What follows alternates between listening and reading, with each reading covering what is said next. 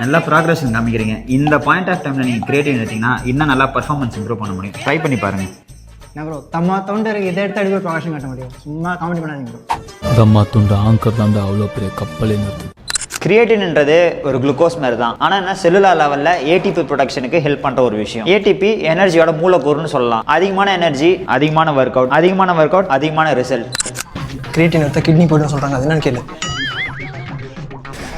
Bro. Creatine எடுத்தால் முடி கொட்டும், கிட்னி போய்டுன்றாங்க.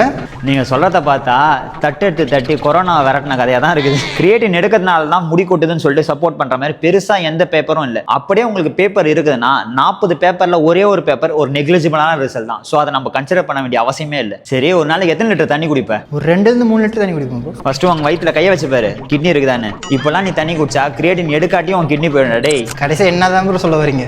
அதாவது செட்டு உப்பு தின்னவன் தண்ணி குடிக்கணும்.